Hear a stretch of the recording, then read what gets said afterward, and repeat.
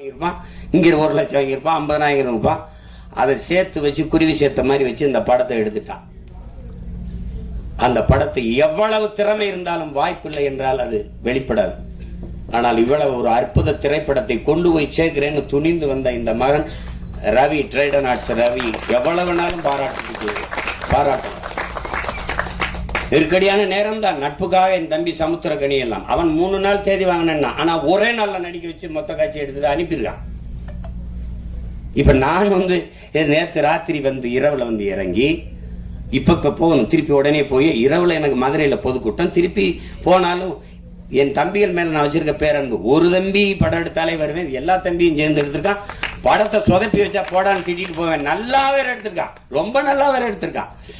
அவன் கூட்டி வரல சரவணை, படம் என்னை அழைத்து வந்திருக்கு, நீ பேசு, படத்தை பற்றி பேசு. எல்லாரும் அற்புத பங்களிப்பு. ஒழிப்பதெல்லாம் சின்ன சின்ன பசங்களா இருக்கிறாங்க. திறம்பட்ட ஆளுமை எல்லாருமே வெளிப்படுத்திருக்காங்க. அதுல குறிப்பா நான் பொறாமைப்பட்டது ஒன்று இருக்கு. என் தம்பி சமுத்திரக்கனியின் கதாபாத்திரம், அந்த காட்சி அவன் நடிச்ச அந்த ஒரு நாளை எனக்கு கொடுத்துட கூடாதாடா அப்படின்னு சரவண திட்டின. சசிகிட்ட கூட சொன்னேன், அந்த கதாபாத்திரத்தை என்ன நடிக்க வச்சிருக்கலாம்லடா. ஏன்னா நான் தான் அவன், என்னுடைய கதாபாத்திரம் தான் கனி நடிச்சிருக்கான், அருமையா நடிச்சிருக்கான். அவன் அப்பப்ப அப்படி எங்கேயாவது அவன் பூரா. நான் எனக்கு ரொம்ப பொழுதுன்னு விஜய் சூப்பர் தான் பார்ப்பேன். என் மகன்கிட்ட வீட்டு திரை போடலாம்னா, அப்ப தெலுங்கு டப்பிங் படத்துக்குலாம் எதுக்குப்பா வீட்டு திரைன்னு கேட்கிறான். அந்த மாதிரி பார்ப்பேன். அதுல எந்த படம் பார்த்தாலும் என் தம்பி இருக்கான்.